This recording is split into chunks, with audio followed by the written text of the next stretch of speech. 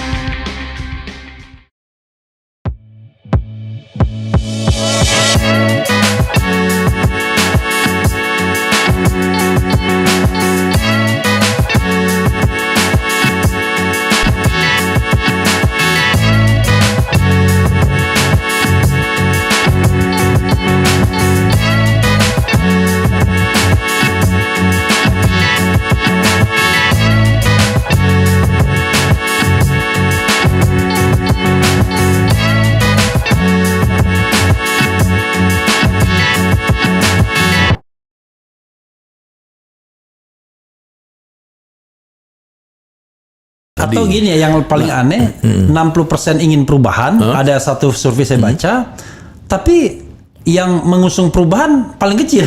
Iya, survei. iya.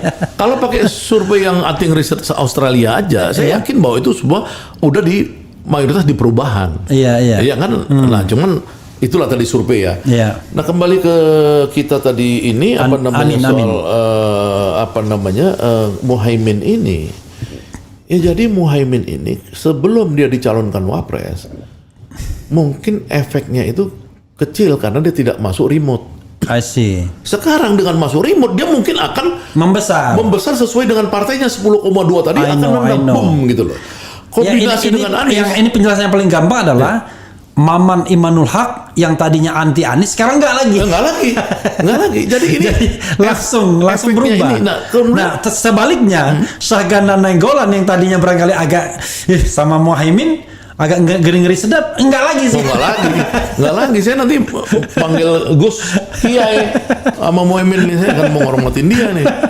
Artinya switch itu mudah banget. Nggak ya? mudah. Sebenarnya kan ada penjelasan logik tadi kan. Iya. Kita melihat bahwa memang Muhaimin ini kan ada. Saya membayangkan kan abang bilang Gatot itu susah gini-gini. Enggak juga kalau dia masuk dalam spektrum itu cepat juga. Oh iya, makanya saya bilang tadi. Anies Gatot cepat juga. Nah, asal tadi Gatot nggak punya. tadi bisa dijebol. Gatot nggak punya partai. Iya, maksudnya mah gini. Iya kan? Gatot di backup oleh PKB. Wah, itu keren. Lain lagi tuh, Iya, itu lain lagi kan. Artinya, Oke. nah, itu yang didapatkan oleh Anies kan. Iya, Anies kan di backup Anies oleh Nasdem ya sama kan. Itu PKS. ada simbiosis mutualisme awalnya Iya. antara Nasdem dengan Anies kan. Iya.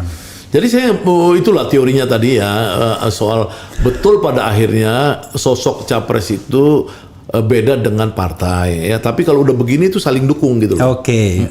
Jadi ada simbiosa mutualisme. Iya. Dan yang akan berkelahi memang Anies sebagai pendekar setelah tembok dijebol itu kan. Iya.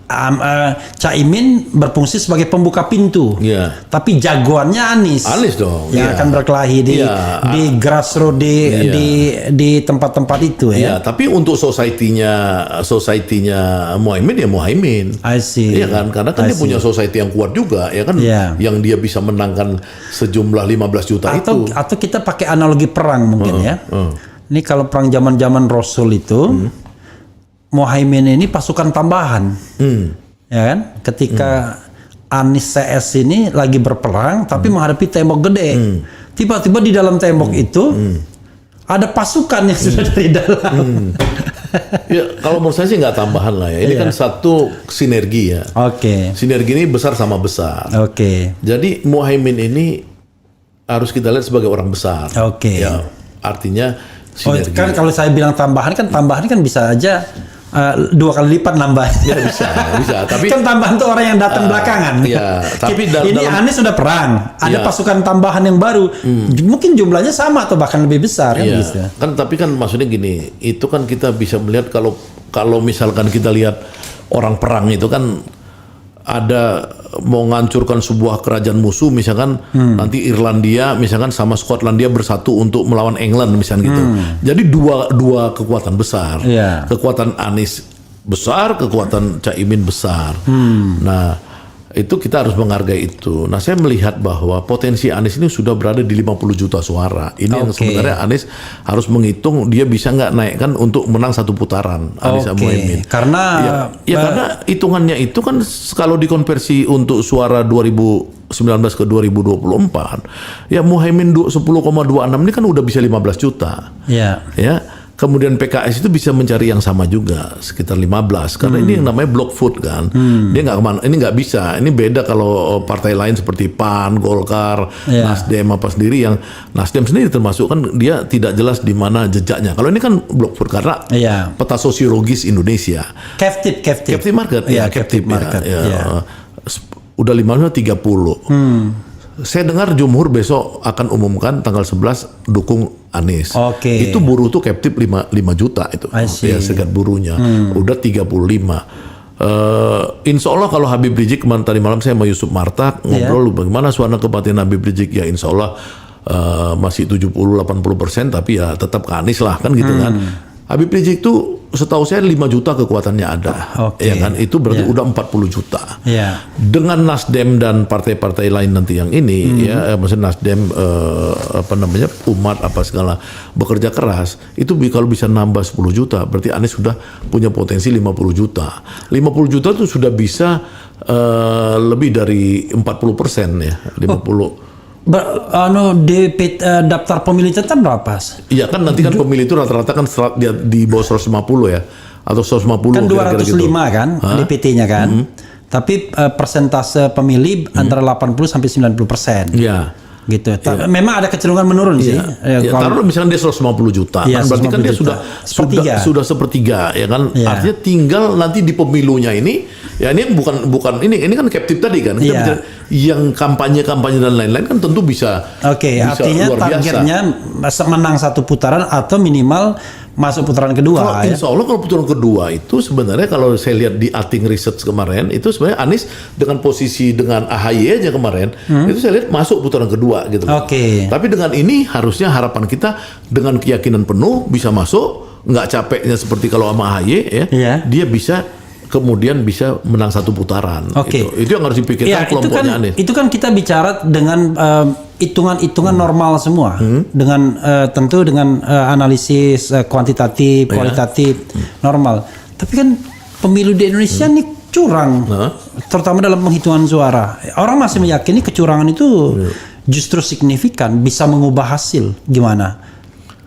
Ya saya nggak tahu kepentingan. Curangnya itu kalau misalnya katakanlah kekuasaan orang yang punya jaringan atau jalinan kekuasaan ini punya kepentingan kan begitu kan, maka dia bisa menggerakkan state aparatus, ya baik sipil maupun militer. Nah itu gimana? Ya makanya kan gini kan kecurangan ini kan udah berlangsung lama.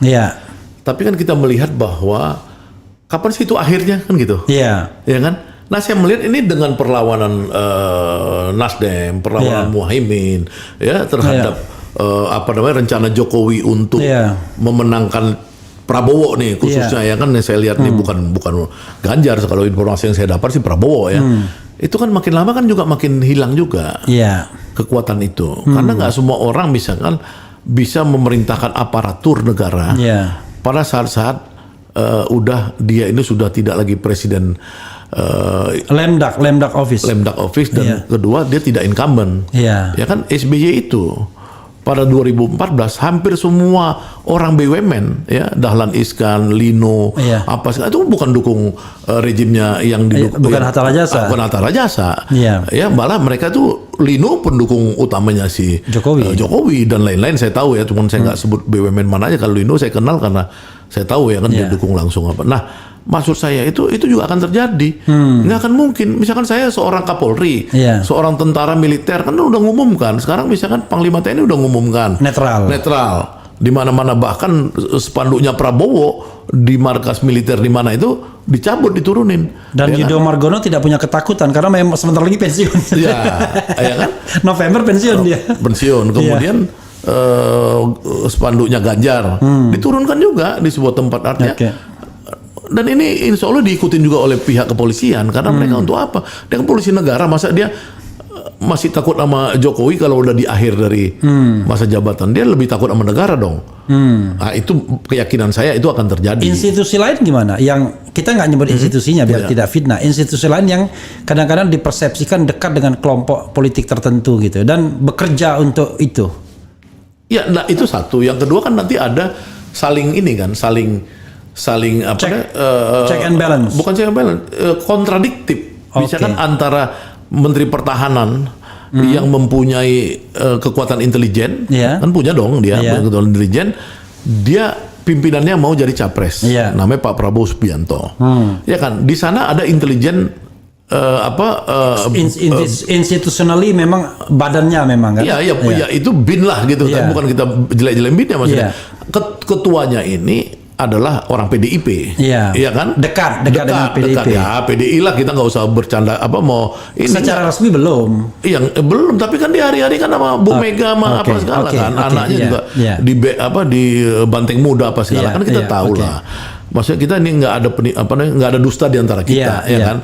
Maksud saya ini kan nanti antara mereka juga akan saling bergesek karena apa? Karena kepentingannya berbeda. Jadi dalam teori kepentingan, kalau mereka memaksakan kepentingannya, itu akan terjadi chaos, ya kan? Antara dua, misalkan antara mereka. Nah, ini mudah-mudahan dengan itu mereka juga akan menahan diri. Akhirnya nihil. Akhirnya walaupun mungkin pasti ada, tapi pada akhirnya saya yakin bahwa itu semua akan membuat dirinya menjadi orang yang seperti 2014 berusaha menahan netralitas gitu. Jadi kita harapkan situasinya seperti 2014 di mana faktor incumbent itu bisa dikatakan nihil. Udah nihil.